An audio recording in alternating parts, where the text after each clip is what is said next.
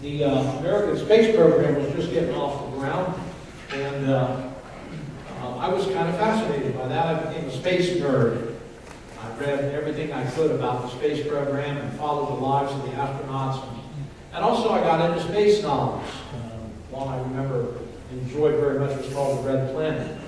But soon when I started reading about space, I encountered three initials very quickly. Three mysterious initials, all caps. You know what three initials I might be referring to? UFOs. UFOs. And that stands for? That's right. Unidentified flying objects. And a corollary to UFOs, if there are unidentified flying objects, what else does that mean? Aliens. Somebody's got to be piloting or sending those mysterious crafts, don't they? I mean, consider what happened in Roswell, right? All right. So there are UFOs, and according to the theory of those who believe in UFOs, there are also extraterrestrial creatures. In case you didn't know it, there is a website for everything. And there is a website for the Aetherius Society, which is, quote, the worldwide spiritual organization dedicated to spreading and acting upon the teaching of advanced extraterrestrial intelligence, unquote. All right? And under the sub-slogan of the Aetherius Society is cooperating with the gods of space. So there, you've learned something today. There are gods in space that you can cooperate with through the Aetherius Society. It makes many statements on that website, one of which is that there have been tens of thousands of sightings of UFOs, and that is proof positive that UFOs exist. Although many explanations have been offered, like Chinese lanterns lit and released after weddings, and military flights, and weather balloons, but those do not satisfy those who belong to the Aetherius Society. Well, I suspect that every single person in this room has heard of UFOs before I brought up the subject, and I suspect also that you have read about it, you've visited websites, you've thought about it, and you have come to an informed opinion regarding the subject of UFOs. Right? And I'm not going to ask for opinion. I don't want to embarrass anybody or get into a public debate. But I would imagine that there, statistically, if there are, I don't know what, 60, 70 people in the room, statistically 2 people in this room believe in UFOs. Okay?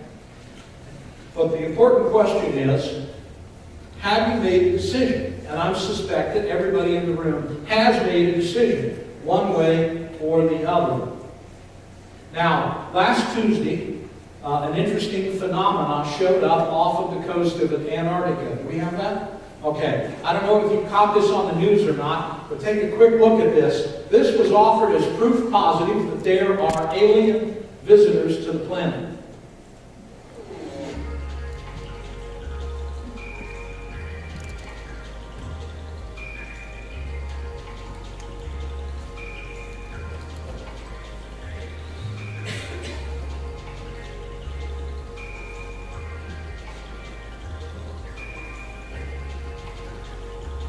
It looks like a giant yellow layer cake.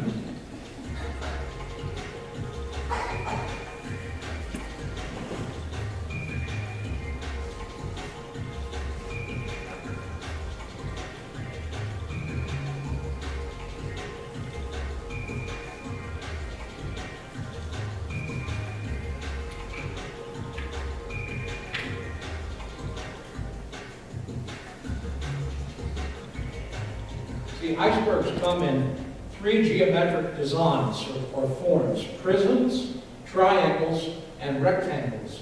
And this is not the first rectangle that's ever shown up. It's possibly the most perfect one that's ever shown up, but it does not prove, according to iceberg scientists, they will try to pronounce the name of it, but according to them, this is not that uncommon. It is not proof that there is alien life on Earth. Now, this past Wednesday was Halloween, and we celebrated that on Friday. We had trunk or treat. Used to be that when I was a kid, that a very popular costume to wear on Halloween night was a sheet thrown over your head with 2 holes cut where the eyes are. And that was somebody trying to be a ghost. Yes.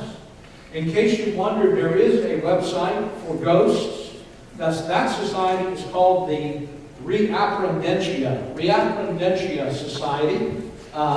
They are dedicated, it's a nonprofit organization dedicated to finding information, offering workshops and courses, promoting personal experiences with non-physical realities and personal growth through learning about them, unquote. All right. So it might be an interesting question to ask and have a discussion as to how many people believe in ghosts and how many people have ever seen a ghost or an apparition that seems to be like a ghost. I don't know if it's still on or not, but there used to be a television show on History Channel or one of them where they tried to photograph and find spiritual beings, ghosts. I can't think of the word they use. I'm sorry? Paranormal. Thank you. All right. Well, I suspect that all of us have read about and learned about the matter of ghosts and paranormals. And while I doubt that anyone in the room has personally seen them, I suspect that we have come to a decision regarding them. It says on the website that the only way you can know for sure is to have a personal encounter. And all those people who've had a personal encounter with a ghost now believe in the ghost. I wonder, has anybody in the room had a personal encounter with a ghost? Anyone? Okay. But I suspect that you have come to an opinion, whether that's educated or not, you have come to an opinion. We have to make a decision about such things. The third thing I want to talk about this morning is Bigfoot. I'm going too fast? Okay. Bigfoot. You all know what Bigfoot is, right? It goes by the name of Saskatchewan. Sasquatch, thank you. That was the county, that's the province in Canada, right? I just say these things to see if you're paying attention or not. It's not that I'm ignorant or anything. Okay, here's the definition of Bigfoot. Quote, for decades, large, hairy, man-like beasts called Bigfoot have occasionally been reported by eyewitnesses across America. Despite the thousands of Bigfoots that must exist for a breeding population, not a single body or carcass or bones or organic matter has ever been found. Not one has ever been killed by a hunter, struck by a speeding car or truck, or ever died of natural causes. In the absence of hard evidence like teeth and bones, it comes down to personal eyewitness accounts. Unquote. So what do you think? Does Bigfoot exist? Now I'm going to tell you a true story. This is true, okay? You guys know that I like to ride my Harley on vacation, and I like to go into federal parks. I love to go into state and federal parks, right? So 2 years ago, I was buzzing through a park in 3 years ago, in northern Arizona or New Mexico. I mean, out in the middle of nowhere, right? And I'm buzzing along, and I haven't seen anybody forever. And out of the corner of my eye, I swear I see a Bigfoot about to step from a clearing into the woods. I swear. And I'm like, oh, and I turn the bike around, because man, if I could get a picture, right? So I turn the bike around, and I go back, and he's still there. Mounted on 2 posts. Laser cut out of a steel plate. And so a Bigfoot, I mean, literally, it looked like this. And it was out in the middle of nowhere. And it was put out there just for the sake of humor, just to do what it did to me. Caused me to go. And you know, this past summer, when I was in Wyoming, I came upon the same thing. And I turned around on my back and looked again. There it was, same idea. Well, I personally have never come upon Bigfoot, but I suspect that each person in this room has read about it, heard about it, and thought about it, and come to a personal decision regarding Bigfoot. Now, what do UFOs and ghosts and Bigfoot have in common? They're all things that you can't prove, and yet you've come to a decision about them.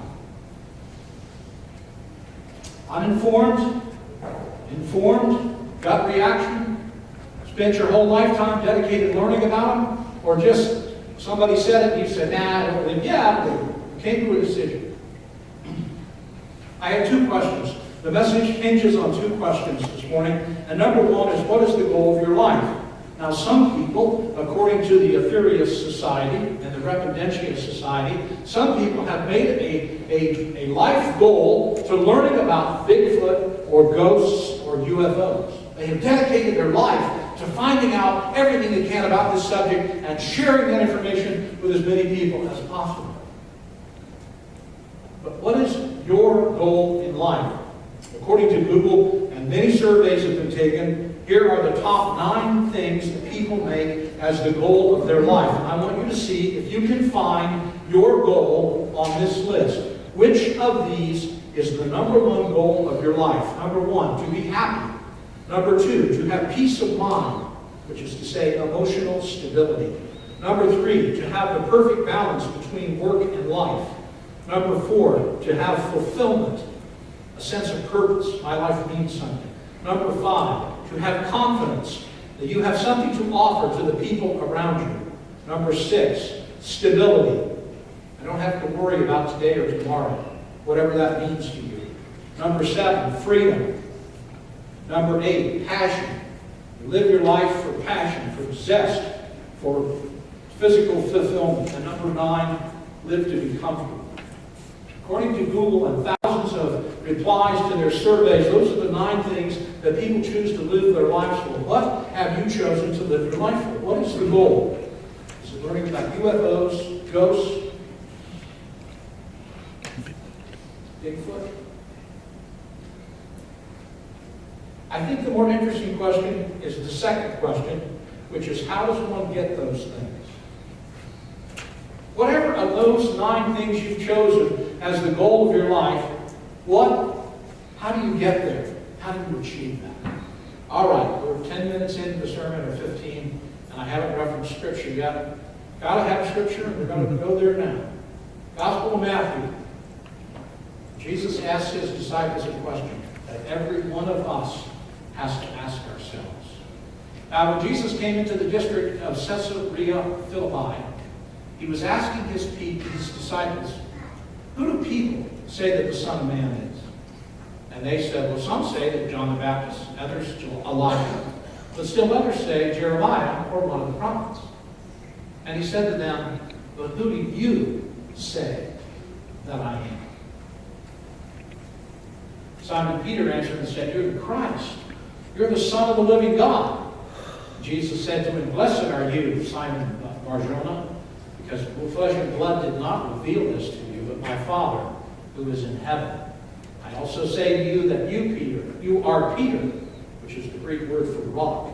And upon this rock I will build my church, and the gates of Hades will not overpower it. I will give you the keys of the kingdom of heaven, and whatever you bind on earth shall be bound in heaven, and whatever you loose on earth shall be loosed in heaven. And then he warned the disciples that they should tell no one that he was the Christ. All right, so you can have a decision about ghosts and Bigfoot and UFOs. But an interesting question is, what have you decided about Jesus of Nazareth? May I have the Mark version, please?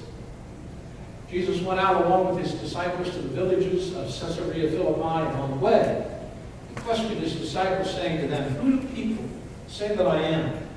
And they told him, saying, John the Baptist, and others say Elijah, and others one of the prophets. He continued by questioning them, but who do you say that I am? And Peter answered and said to him, you are the Christ. And he warned them to tell no one about him. The Greek word Christ literally translates to the anointed one. That means one pulled aside, set aside, called to do a specific thing. What is it that Christ, Jesus of Nazareth, has been called to do? What is his assignment? What is he anointed to do? And Scripture teaches us that he has been anointed to reconcile the sinner with the creation, with the Creator. He has been called, anointed, to put aside the sin that separates the creature from the Creator. And how does that happen? That happens when we answer the question, who is Jesus of Nazareth? Now, there are many people, myself included, who have spent a good deal of time researching and reading and digging through everything I can possibly get my hands on, because I, for one, do not want to waste my life chasing a myth. I do not want to spend my life in a vocation that is a fable. I wanted to stand solid on something. I wanted to have as much scientific, mathematical, logical information available that I could stand on before I took a step of faith. And I have tried, particularly in the second service, to take people for over the last year, over the same journey that I myself went on. And I'm going to give you the 90-second version of what I preached on for 50 sermons in there. Okay? This rock, for life to exist on this rock, there has to be certain things. There has to be gravity, there has to be oxygen, there has to be water, there has to be the rotation of the earth, the angle of the earth. There's 122 of those.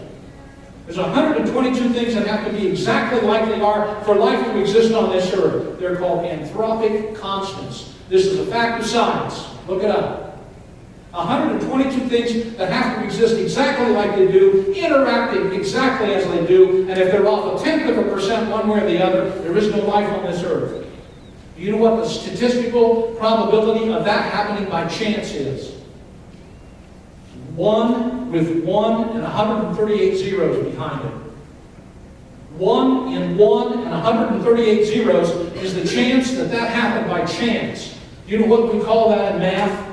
That's a statistical impossibility. There is not enough time for chance to evolve the earth so that 122 things happen exactly like they do, interact the way they do, so that life exists on this planet. It is a statistical impossibility. Don't listen to any bull about evolution and natural order of things. There isn't enough time in the history of time. Those are facts. So how did this thing come to be? How did life come to be? If it can't be an accident, if it's statistically impossible for it to be an accident, how did life come to be? It was created. And what are the odds that there are the same thing somewhere else in the vast umpteen universes? Or galaxies, I'm sorry. It just isn't there.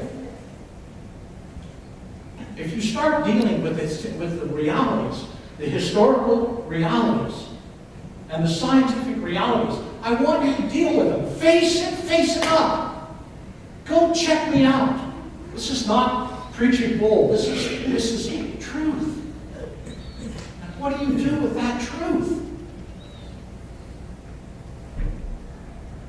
You and I are not here by accident. We are here created intentionally for a relationship with the unseen power that created everything. Sooner or later, with the information you and I have available, we have got to make a decision about Jesus of Nazareth. Now, the decision you make about UFOs and extraterrestrial life, that doesn't mean squat in the big scheme of things. It might be fun, and it might be entertaining, and it might be a good way to spend your life, but it really doesn't mean much. Whether you believe in ghosts or not doesn't mean much. Whether you believe in Bigfoot or not doesn't mean anything. But whether you believe in Jesus of Nazareth being the Son of God and the Savior of humankind makes a world of difference here and beyond. I don't want you believing because I ask you to believe. I want you to believe because of the facts. Now, I have had more than one person say to me in the course of my 16 years of preaching, Pastor, if you'll just prove it to me. Just prove it to me, and I'll buy in right away. Prove it to me. You know what? I can't prove it to you. There is no person on earth that can prove that Jesus of Nazareth was the Son of God. It is not provable. And you know what else? Jesus said, I don't want you to come and believe in me because I proved to you who I was. I want you to come and believe in me because you believe in me. If Sharon says to Jerry when they're dating, you prove to me that you love me and I'll go marry you and spend the rest of my life with you. What can Jerry do to prove it? It's a leap of faith. It's only after we leap. Listen up. Listen up. Important. It is only after we take the leap of faith and make the decision that Jesus Christ will prove to you He exists. I swear to you, it is only after you take the leap of faith and you say, yes, that Jesus will prove himself and reveal himself to be true. He will answer your prayers. He will heal people. He will touch you. He will show himself to you in a way that cannot be denied. But he is not going to do it before you say yes. Jesus' disciples said, Lord, increase our faith. And Jesus said, if you had the faith of a mustard seed, you could tell that tree to get up out of the ground and go into the sea. That's a Jewish idiom. It isn't to be taken literally. It means that the impossible is possible if we have a degree of faith the size of a mustard seed. You know how big a mustard seed is? 0.039 inches. It's less than 4/100ths of an inch big. It's one of the smallest seeds on the planet, if not the smallest one. It is smaller than a grain of salt. How much faith do you have to believe that Jesus of Nazareth was the Son of God?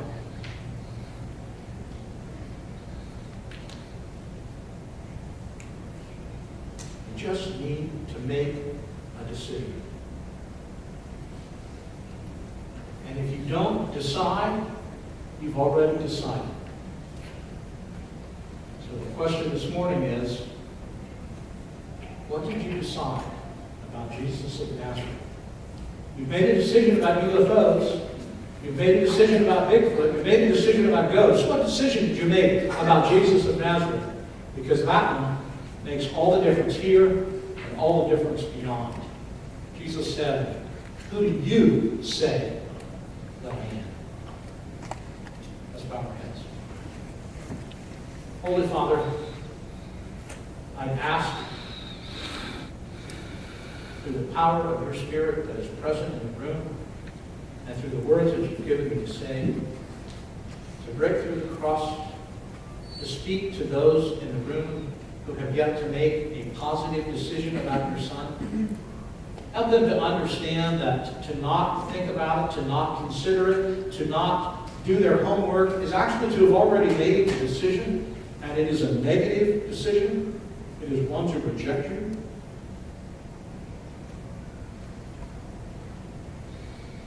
Help people to understand they just need to take what little knowledge and faith they have and say yes.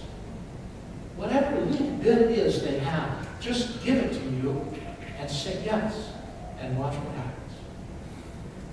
Thank you for this message, and I pray, Father, that it does speak to those who need to hear it. We ask these things in your holy and blessed name.